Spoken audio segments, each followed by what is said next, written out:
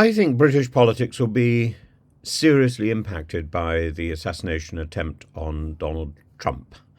And if we go back over the political discourse and the worst offenders really are people who are free with their language and their barbs, people like Nadine Dorries. Most of her barbed comments were reserved for her own side. David Cameron and George Osborne, the arrogant posh boys who don't know the price of milk. A brilliant comment, but fairly fairly abusive in the context of somebody who's an elected MP. It's the sort of thing that maybe is appropriate on the satirical circuit or even in journalism, but it's not appropriate for an MP. She accused Theresa May of lacking the guts to govern and referred to some of her fellow MPs as a disgrace. Again, it's perfectly okay for a commentator to be making these comments, but not really an elected MP. Priti Patel, who has been highly critical of her successors and colleagues. She threatened to sue Suella Braverman over her handling of the asylum seekers problem.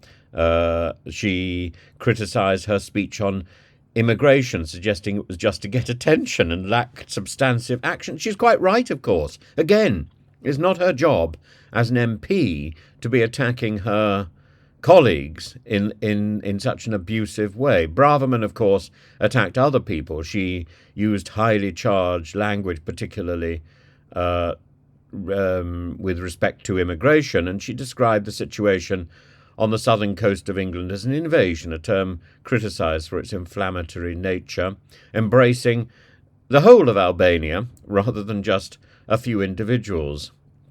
She's been accused of normalising extreme right-wing rhetoric and contributing to a toxic political environment. Her comments have been labelled crazy rhetoric by former advisers and criticised for fueling racism and division. And they indicate a trend. And in the wake of the assassination attempt on President Donald Trump, Lisa Nandy, the new UK Culture Secretary, has emphasised the need for moderation in political language.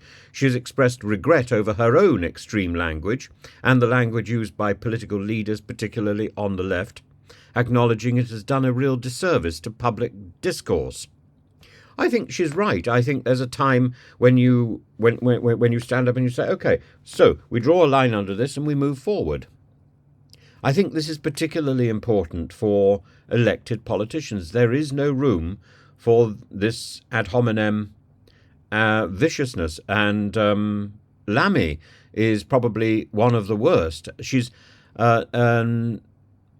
Lisa Nandy has highlighted the political rhetoric that has become increasingly heated over the past decade and a half, often at the expense of meaningful dialogue. I'm not talking about the need to just talk about the issues. It goes beyond that.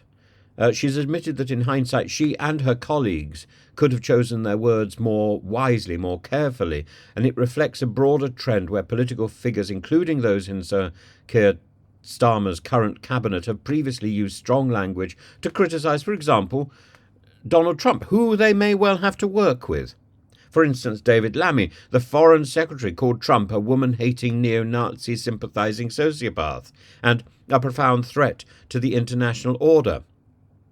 One thing for a journalist to say that, another thing for the Foreign Secretary who will have to shake hands with him.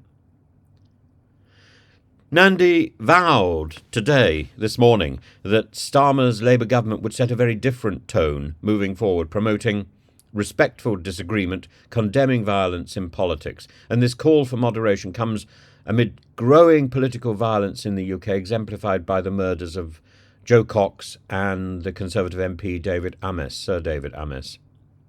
Nadine Dorries, Nadine Dorries and Suella Braverman have not echoed this call for restraint, illustrating a division within the political ranks regarding the appropriate tone in political discourse. If these people, Kemi Badenoch has not said anything. If these people who want to be the leaders of tomorrow cannot stand up, well, they're in the same position as Biden, aren't they? They're late in the game. And this game is a race. It doesn't matter whether you say it tomorrow. Tomorrow will be too late. the public has already drawn its conclusions. And it's not about whether you reflect and gather information.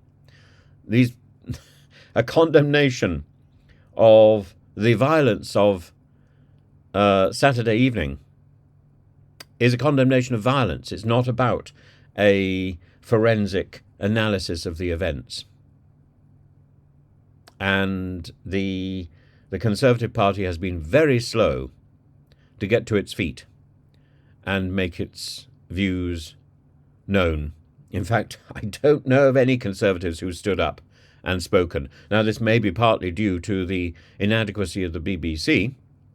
It may be partly due to it's being enveloped in its own insignificance, too introspective. But it is a failing, is it not?